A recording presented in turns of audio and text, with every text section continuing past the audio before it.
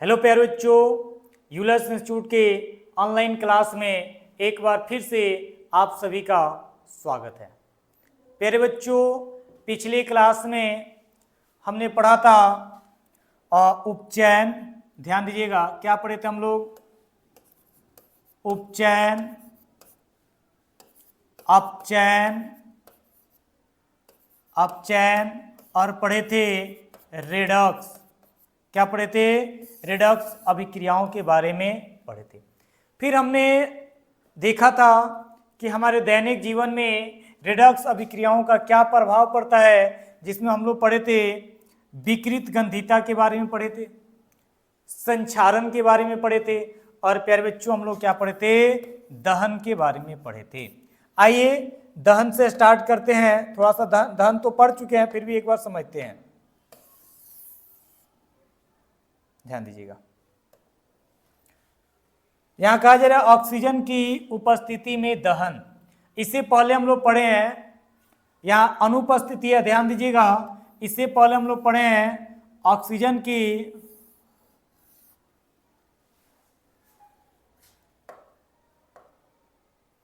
इससे पहले हम लोग पढ़े हैं, ध्यान दीजिएगा,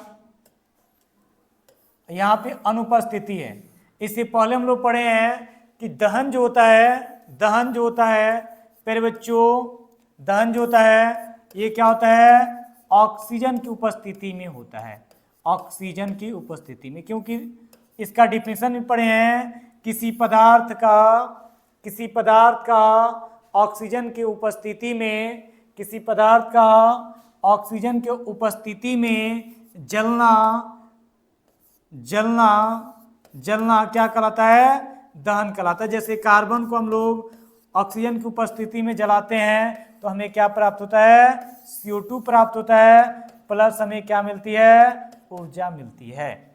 तो प्यारे बच्चों, हम लोग ये जान चुके हैं कि दहन की उपस्थिति में ऑक्सीजन की उपस्थिति में यदि कोई पदार्थ जलता है तो उसे हम लोग क्या कहते हैं? दहन कहते हैं। ठीक है, जो पदार्थ जलता है उसे दाह्य पदार्थ, ठीक है, या दहनशील पदार्थ कहते हैं, और जो पदार्थ नहीं जलता है उसे अदहनशील पदार्थ करते हैं। ये हमने पिछले वीडियो में देख चुका था। अब ध्यान दीजिए प्यारे बच्चों, आज का जो टॉपिक है, ध्यान दीजिएगा, ऑक्सीजन की अनुपस्थिति में, ऑक्सीजन की अनुपस्थिति में दहन। क्या आप जानते हैं कि ऑक्सीजन की अनुपस्थिति में भी कुछ पदार्थें क्या होती है? जलती है। आइए समझते हैं, ध्यान दीजिएगा। लिखा गया, यद्यपि दहन की क्रिया प्रायः वायु या ऑक्सीजन की उपस्थिति में होती है। कहने का अर्थ है अधिकांश जो दहन की क्रिया होती है वो ऑक्सीजन की क्या होती है प्यारे बच्चों? उपस्थिति में होती है। यदि ऑक्सीजन रहेगा तभी होगा, अन्यथा नहीं होगा। लेकिन ध्यान दीजिएगा, लेकिन ऑक्सीजन के अनुपस्थिति में भी दहन संभव है। हम लोग हमेशा पढ़े हैं कि ऑक्सीजन की उपस्थिति में दहन संभव नहीं है, लेकिन कुछ केसेस में, कुछ कंडीशन में ऑक्सीजन की उपस्थिति में भी दहन संभव है। आइए इसको एग्जाम्पल के माध्यम से हम लोग क्या करते हैं, समझते हैं। मैग्नीशियम धातु नाइट्रोजन में जलकर मैग्नीशियम नाइट्राइड बनाती है। ध्यान दीजिएगा, ये जो आपका मैग्नीशियम धातु होता है, मैग्नीशियम धातु नाइट्रोजन की उपस्थिति में जलता है। किसकी उपस्थिति में? जलकर मैग्नीशियम नाइट्राइड बनाती है। इस प्रक्रिया में ऊष्मा और प्रकाश भी निकलता है। इस प्रक्रिया में प्यारे बच्चों ऊष्मा भी निकलता है, प्रकाश भी निकलता है। दूसरा एग्जाम्पल समझते हैं। एक जलती मोमबत्ती को क्लोरीन गैस से भरे गैस जार में ले जाने पर मोमबत्ती जलती रहती है और काला धुआं निकलता है। ध्यान दीजिए, हम जानते हैं कि एक्सपेरिमेंट करते हैं कि एक मोमबत्ती को जलाते हैं, ठीक है, मोमबत्ती को जलाते हैं। ध्यान दीजिएगा, मोमबत्ती को क्या करते हैं? जलाते हैं, और इसको शीशे यानी एक जार से इसको जैसे ही ढकते हैं तो हम पाते हैं कि मोमबत्ती क्या हो जाती है? बुझ जाती है। यानी जैसे इसके अंदर ऑक्सीजन खत्म होता है क्या होती है? बुझ जाती है। लेकिन यहाँ देखो क्या कहा जा रहा है, एक जलती मोमबत्ती को क्लोरीन गैस। अब ध्यान दीजिए प्यारे बच्चों, अगर इसके अंदर हम क्या कर दें, गैस भर दे, कौन सा गैस भर दें? Cl2 गैस, कौन सा गैस? क्लोरीन गैस भर दे, तो प्यारे बच्चों हम देखते हैं कि ये मोमबत्ती क्या होती है? जलती रहती है। ये मोमबत्ती क्या होती है? जलती रहती है। इसका अर्थ है कि यहाँ पे ऑक्सीजन उपस्थित नहीं है, तो बिना ऑक्सीजन की उपस्थिति में जल रही है। तो कुछ ऐसे कंडीशन होते हैं, कुछ ऐसे केसेस होते हैं जिसमें हम क्या कर सकते हैं? ऑक्सीजन की अनुपस्थिति में भी दहन संभव करा सकते हैं। एग्जाम्पल के माध्यम से मैग्नीशियम को नाइट्रोजन की उपस्थिति में जलाना और मोमबत्ती को किसके? क्लोरीन गैस की उपस्थिति में जलाना। ठीक है, आइए आगे बढ़ते हैं। अगला हमारा आज का जो टॉपिक है प्यारे बच्चों, दहन के लिए आवश्यक शर्तें। क्या? दहन के लिए आवश्यक शर्तें। किसी पदार्थ को जलाना हो उसके लिए आवश्यक शर्त क्या क्या होनी चाहिए? तो लिखा गया है दहनशील के लिए आवश्यक शर्तें निम्नलिखित है। दहनशील के लिए आवश्यक शर्तें जो है क्या है प्यारे बच्चों? निम्नलिखित है। सबसे पहला जो शर्त है, पदार्थ दहनशील होना चाहिए। कहने का अर्थ है कि आप पत्थर को जलाइएगा, पत्थर जलने वाला नहीं है। लोहा को जलाइएगा, लोहा जलने वाला नहीं, यानी पदार्थ क्या होना चाहिए? दहनशील होना चाहिए। ठीक है ना, आप लकड़ी को जला सकते हो, ठीक है ना, प्लास्टिक जला सकते हो। दूसरा है दहन के पोषक पदार्थ होना चाहिए। दहन के लिए, दहन को लिए उसके पोषक पदार्थ होना चाहिए, यानी कहने का अर्थ है ऑक्सीजन होना चाहिए। तीसरा शर्त है ज्वलन ताप प्राप्त होना चाहिए। ज्वलन ताप क्या होना चाहिए? प्राप्त होना चाहिए। ज्वलन ताप क्या होता है? आप देखे होंगे कि जब आप किसी पेज या पेपर पे हम आग लगाते हैं तो बहुत जल्द उसमें आग पकड़ लेता है, लेकिन अगर वो इसी को हम लकड़ी में आग लगाएं तो लकड़ी धीरे धीरे क्या होती है? आग पकड़ती है। यानी ज्वलन ताप का अर्थ होता है कि पेज जो आपका होता है, कागज जो होता है, कागज या पेज बोल सकते हैं, उसका ज्वलन ताप कम होता है, और वहीं अगर लकड़ी की बात करें तो उसका ज्वलन ताप क्या होता है? अधिक होता है। अभी समझाते हैं इसको। देखिए यहाँ पे लिखा गया है, ध्यान दीजिएगा। ज्वलन ताप, ज्वलन ताप वह न्यूनतम ताप जिस पर कोई पदार्थ जलना शुरू कर दे तो उस न्यूनतम ताप को ज्वलन ताप कहते हैं। वह न्यूनतम ताप जिस पे कोई पदार्थ जलना क्या कर दे? शुरू कर दे। जैसे मान लीजिए हम किसी वस्तु में आग लगा रहे हैं तो उसको लगातार टेम्परेचर दे रहे हैं, जिस ताप पे वो वस्तु जलना शुरू कर देगा प्यारे बच्चों, उस ताप को हम लोग क्या कहेंगे? ज्वलन ताप कहेंगे। बात समझ में आ रही है? चलिए आगे बढ़ते हैं। तो दहन के लिए आवश्यक शर्तें क्या होनी चाहिए? पदार्थ दहनशील होना चाहिए, दहन के लिए पोषक पदार्थ उपस्थित होना चाहिए, ज्वलन ताप प्राप्त होना चाहिए। ये तीन क्या होते हैं? मुख्य आवश्यक शर्तें होती है। यानी पदार्थ ज्वलनशील होना चाहिए, इसके पोषक तत्व यानी ऑक्सीजन होना चाहिए, या अगर हम अभी बोले हैं कि किसको जलाते हैं? मोमबत्ती को जलाना हो तो क्लोरीन गैस की भी उपस्थिति में जल सकता है। मैग्नीशियम को जलाना हो तो नाइट्रोजन की उपस्थिति में भी जल सकता है। ठीक है, और साथ में ज्वलन ताप प्राप्त होना चाहिए। चलिए आगे बढ़ते हैं अगले टॉपिक की ओर। हमारा अगला जो टॉपिक है प्यारे बच्चों वो है, ध्यान दीजिएगा, मोमबत्ती का, मोमबत्ती की ज्वाला की बनावट। मोमबत्ती की ज्वाला की बनावट। आइए समझते हैं मोमबत्ती की ज्वाला की बनावट क्या होता है। ठीक है, यहाँ ये समझते हैं। ध्यान दीजिएगा प्यारे बच्चों, अगर हम बात करें, ठीक है ना, एक काम करते हैं, इधर से ले लेते हैं। ठीक है, मोमबत्ती की ज्वाला की बनावट।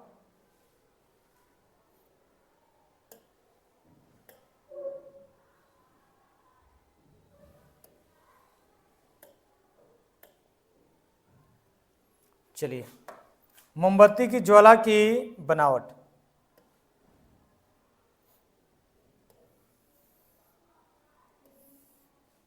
ये लीजिए, ये हमारे पास हो गया एक मोमबत्ती। ठीक है, इसको कुछ इस तरीके से बना दे रहे हैं। ठीक है, ध्यान दे सकते हैं, यहाँ पे एक लगा दे रहे हैं हम बत्ती। ठीक है ना, अब यहाँ ध्यान दीजिएगा प्यारे बच्चों,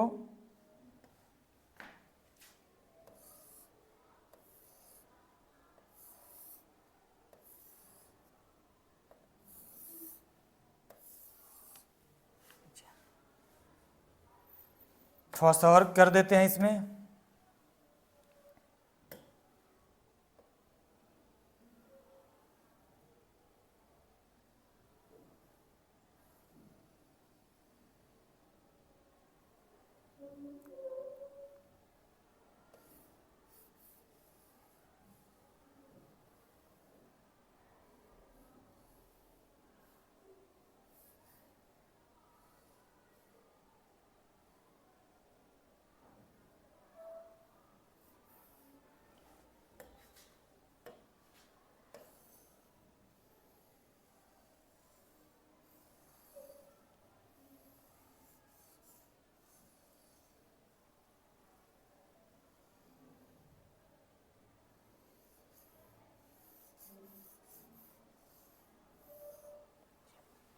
ध्यान से देखिएगा प्यारे बच्चों, तो मोमबत्ती जब जलती है तो 3 क्षेत्र बनते हैं। कितने क्षेत्र बनते हैं?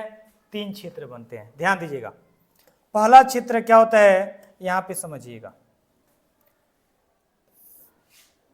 ये होता है जिसको हम लोग बोलते हैं बाहरी, क्या बोलते हैं? बाहरी क्षेत्र। क्या बोलते हैं? बाहरी क्षेत्र, जिसको इंग्लिश में बोलते हैं आउटर जोन बोलते हैं। क्या बोलते हैं? आउटर जोन बोलते हैं। ठीक है। अब ध्यान दीजिएगा प्यारे बच्चों, दूसरा जो क्षेत्र बनता है इसको हम लोग बोलते हैं मध्य, क्या बोलते हैं? मध्य क्षेत्र, जिसको हम लोग बोलते हैं मिडिल, क्या बोलते हैं? मिडिल जोन बोलते हैं। क्या बोलते हैं? मिडिल जोन बोलते हैं। और तीसरा जो क्षेत्र बनता है इसको हम लोग क्या बोलते हैं? आंतरिक, आंतरिक क्षेत्र बोलते हैं। क्या बोलते हैं? आंतरिक क्षेत्र, जिसको इंग्लिश में बोलते हैं इनर जोन बोलते हैं। क्या बोलते हैं? इनर जोन बोलते हैं। फिर बच्चों जब मोमबत्ती जलती है तो उसमें कितने क्षेत्र बनते हैं? 3 क्षेत्र। एक बनता है बाहरी क्षेत्र, दूसरा बनता है मध्य क्षेत्र और तीसरा बनता है आंतरिक क्षेत्र। फिगर के माध्यम से देख सकते हो। पहले बच्चों अगर हम बात करें, यहां ध्यान दीजिएगा, अगर हम बात करें सबसे बाहरी क्षेत्र की, तो प्यारे बच्चों ये आपका क्या होता है? नीला होता है। क्या होता है प्यारे बच्चों? बाहरी क्षेत्र आपका जो होता है ये क्या होता है? इसका कलर जो होता है नीला होता है। अधिकांश दहन जो होता है, अधिकांश जो दहन होता है, ठीक है, नीला होता है। और साथ में क्या होता है? गर्म होता है। क्या होता है? गर्म होता है। ये बाहरी वाला क्षेत्र नीला होता है और साथ में क्या होता है? गर्म होता है। और प्यारे बच्चों यहाँ अधिकांश क्या होती है? ऑक्सीजन की उपस्थिति होती है। 3 बातों को पकड़ के रखिएगा कि आपका जो बाहरी क्षेत्र होता है इसका रंग नीला होता है, ये बहुत ज्यादा गर्म होता है, ठीक है, और ध्यान दीजिएगा अधिकांश ऑक्सीजन की उपस्थिति इसी बाहरी वाले क्षेत्र के पास होती है। आ रही बात समझ में? अगर मध्य क्षेत्र की बात करें प्यारे बच्चों तो ये क्या होता है? ये होता है पीला। कैसा होता है? इसका कलर होता है पीला। अधिकांश मोमबत्ती का जो दहन होता है इसी क्षेत्र में होता है। किस क्षेत्र में?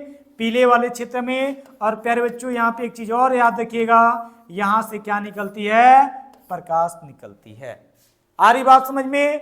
ये मिडिल वाला क्षेत्र होता है पीला। अधिकांश मोमबत्ती का दहन इसी क्षेत्र में होता है और यहाँ से क्या निकलता है? प्रकाश निकलता है। ठीक है ना? यानी कहने का अर्थ है सबसे गर्म हिस्सा कौन सा हो जाएगा? तो सबसे गर्म हिस्सा ये बाहरी वाला क्षेत्र, उससे कम क्या होगा?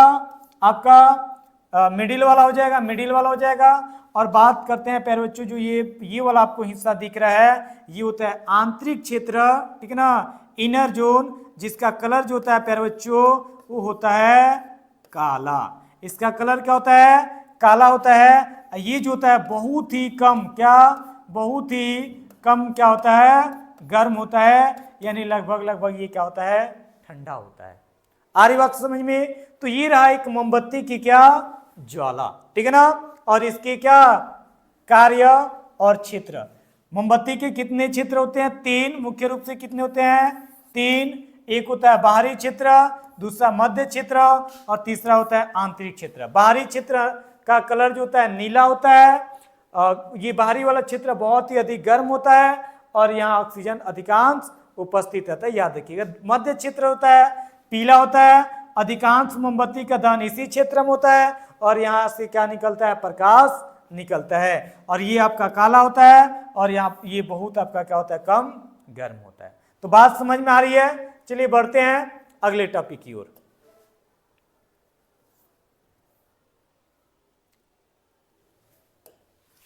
अगला जो आपका टॉपिक है प्यारे बच्चों वह लिक्विड पेट्रोलियम गैस। लिक्विड यानी द्रवित पेट्रोलियम गैस, जिसको इंग्लिश में बोलते हैं लिक्विफाइड पेट्रोलियम गैस। इसको शॉर्ट फॉर्म में हम लोग बोलते हैं एलपीजी।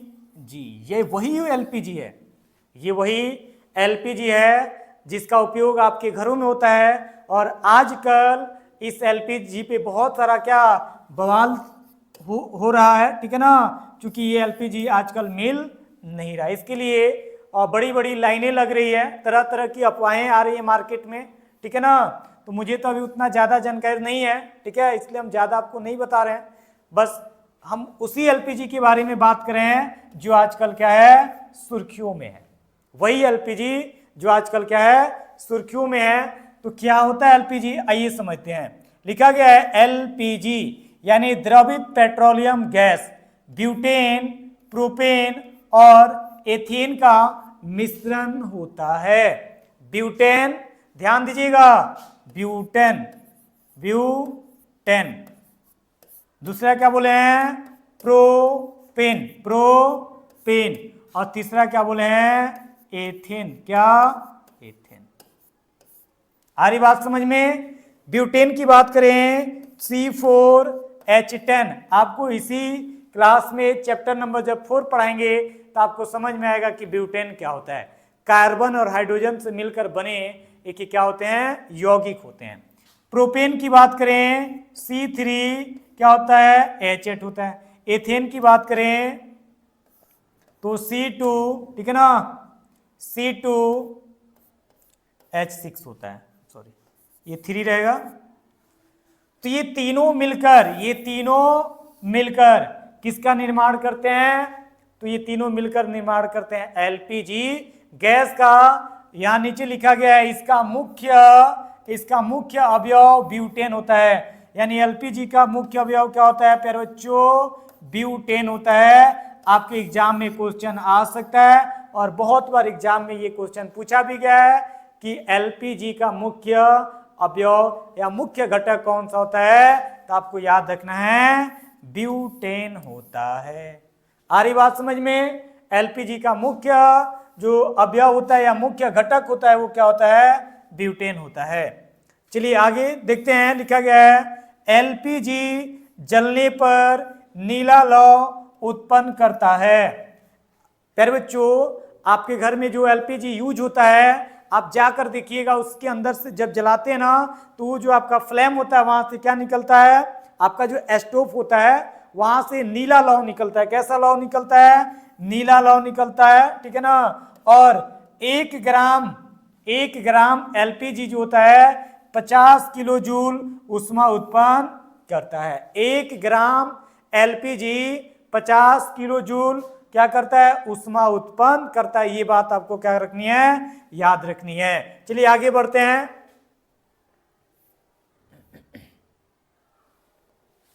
अगला नोट है, ध्यान दीजिए फिर से, सीएनजी। ध्यान दीजिएगा, सीएनजी मीथेन, एथेन और प्रोपेन का मिश्रण होता है। सीएनजी गैस जानते हैं ना, आजकल बहुत सारी ऐसी कार आ रही है जो क्या हो रही है? सीएनजी से चल रही है। आने वाले समय में जिस तरह पेट्रोलियम का किल्लत चल रहा है तो आने वाले समय में अब आपका सीएनजी गाड़ी आपको देखने को अधिक मात्रा में मिलेंगे, ठीक है ना। तो ध्यान दीजिएगा, सीएनजी क्या होता है? मीथेन, एथेन और क्या? प्रोपेन का मिश्रण होता है। इसका मुख्य अवयव मीथेन होता है। इसका मुख्य अवयव क्या होता है? मीथेन होता है, जो सामान्यतः 75 से 98% होता है। ये कितना होता है प्यारे बच्चों? 75 से 98% कौन होता है? तो आपका होता है मीथेन होता है। कौन होता है? मीथेन होता है। तो बात समझ में आ रही है? चलिए, तो सीएनजी क्या है? मीथेन, एथेन, प्रोपेन का एक मिश्रण होता है। इसका मुख्य अवयव मीथेन है, जो सामान्यतः 75 से 98% पाया जा रहा है। आजकल गाड़ियों में पेट्रोल की जगह पे इसका प्रयोग किया जा रहा है। चलिए अगले टॉपिक की ओर बढ़ते हैं। अगला हमारा जो टॉपिक है वो है किण्वन, फर्मेंटेशन। किण्वन क्या है? तो किण्वन एक जटिल रासायनिक अभिक्रिया है। पहले बच्चों, किण्वन क्या है? तो किण्वन एक जटिल रासायनिक अभिक्रिया है जो जीवाणु यानी बैक्टीरिया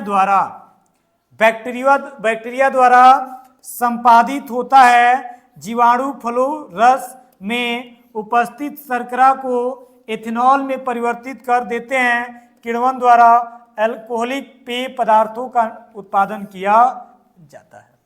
बात समझ में आ रही है? किण्वन को हम कह सकते हैं कि एक जटिल रासायनिक अभिक्रिया है। किण्वन क्या है? एक जटिल रासायनिक अभिक्रिया है। इस रासायनिक अभिक्रिया में ध्यान दीजिएगा, जीवाणु जो होते हैं, जो बैक्टीरिया होते हैं, क्या होते हैं? बैक्टीरिया होते हैं, जटिल कार्बनिक यौगिकों को सरल कार्बनिक यौगिकों में क्या कर देते हैं? तोड़ देते हैं। जटिल कार्बनिक यौगिकों को सरल कार्बनिक यौगिकों में क्या कर देते हैं?